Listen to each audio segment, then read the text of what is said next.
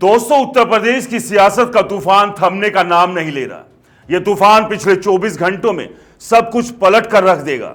अब सवाल यह है कि आखिर ऐसा क्या हुआ कि योगी आदित्यनाथ ने एक झटके में पूरे खेल को बदल दिया।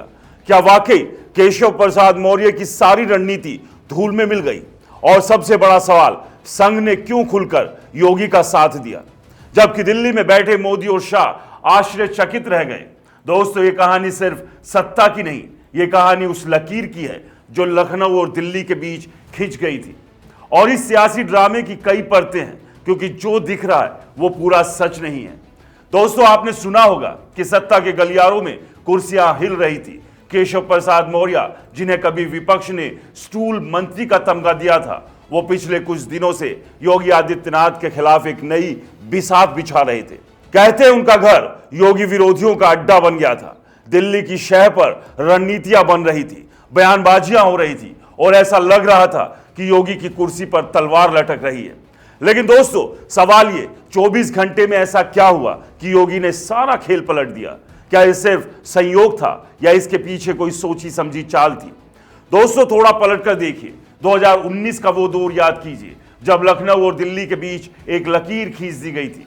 एक तरफ योगी आदित्यनाथ, दूसरी तरफ मोदी और शाह थे।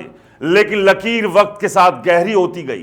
कहते अमित शाह ने तीन बार कोशिश की योगी को हटाया जाए, लेकिन हर बार नाकाम रहे। फिर आया 2024 का लोकसभा चुनाव, नतीजे आए, समीक्षा हुई और केशव प्रसाद मौर्य ने खुलकर संगठन को सरकार से बड़ा बताया। योगी ने जवाब दिया, सारा ठीकरा दिल्ली पर फोड़ दिया। कहा, साहब, टिकट बंटवारे का जो हाल था उसका खामियाजा तो भुगतना ही था। लेकिन दोस्तों, क्या यह सिर्फ बयानों की जंग थी या इसके पीछे कुछ और चल रहा था? अब जरा हाल की घटनाओं पर नजर डालिए। कुंभ में भगदड़ हुई, मौत हुई और जानकारी देने में योगी सरकार ने 14 से 17 घंटे लगा दिए।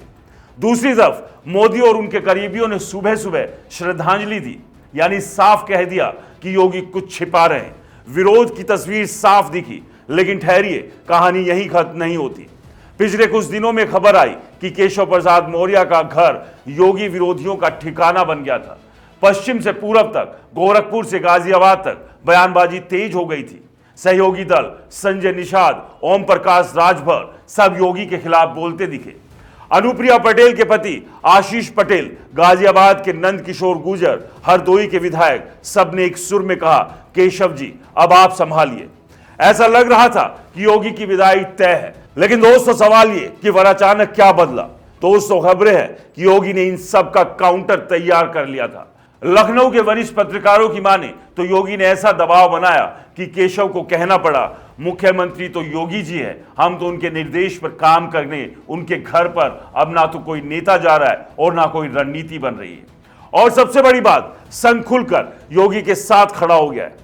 कहते हैं संघ ने फैसला ले लिया है कि 2027 तक योगी ही उत्तर प्रदेश के मुख्यमंत्री रहेंगे। 2027 का चुनाव योगी के चेहरे पर लड़ा जाएगा और उसके बाद योगी का प्रमोशन होगा, शायद बीजेपी के राष्ट्रीय अध्यक्ष के तौर पर, या फिर उससे भी आगे योगी को जगह मिले। लेकिन दोस्तों, सवाल ये कि मोदी और शाह इस सब में कहां खड़े हैं? क्या वो वाकई चक्रव्यूह में फंस गए हैं, जैसा कि राजनीतिक जानकार कह रहे हैं? तो दोस्तों, यह है उत्तर प्रदेश की सियासत का वो सच जो मेन स्ट्रीम मीडिया में शायद आपको ना दिखे। सवाल यह है, क्या योगी ने सच में दिल्ली को मात दे दी?